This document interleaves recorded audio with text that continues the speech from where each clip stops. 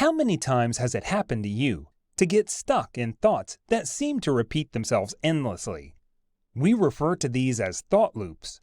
Thought loops is a process made up of repetitive thoughts. It is a common mechanism and is born with an adaptive function. Focusing a lot of time on something, in fact, sometimes allows you to find solutions to problems. However, it is also necessary to learn to understand when reflecting is no longer useful and ends up becoming a mental trap. Thought loops is like a tooth that hurts, only that it is felt. It forcefully enters the mental scene and, if you get distracted for a moment, it immediately takes over. It arises from the spasmodic, a non-postponable desire to find the solution to a problem. The mind tends to continually return to unresolved worries. The purification exercise. What if we tried to ignore it? It would be like trying to push a ball down into the water. It would continue to re-emerge. It seems paradoxical, but it is better to indulge the force of this phenomenon, sit back and watch the thought flow on the mental scene. The second exercise is to train the ability to think in images. The thought is abstract. It prevents us from seeing the problem.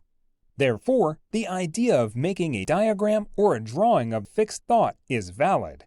Looking for connections and possible solutions. Putting everything in black and white, download working memory, now saturated by the besieging thought, leaving room for other information. And when anxiety doesn't let up, simple breathing exercise. Inhaling and exhaling slowly can help. Talking also helps. When you expose a problem to others, you repeat it each time in different words. This phenomenon is called crisscross landscaping.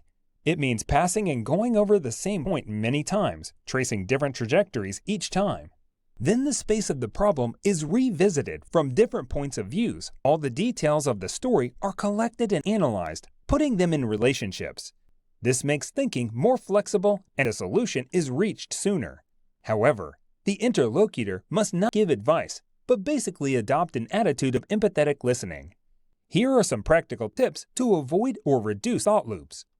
Identify thoughts and emotions. Behave a bit like a scientist would do, looking around, exploring everything that happens in your inner world. Abandoning everything over which we have no control. Train yourself to let go and let go of these thoughts. Our goal must be to shift our resource to what we can control, reducing the focus on what we cannot do. Bring the mind back into the correctness of everyday life. It can be done, for example, by setting goals or making contact with your body, and therefore with the perceptions that come from the five senses when we carry out the various activities. Reconnect with our values and our resources, focusing on what works or has worked in the past, allowing us to get out of a difficult situation. Train yourself to stay. Accept and welcome everything that comes in terms of emotions and thoughts in a non-judgmental way.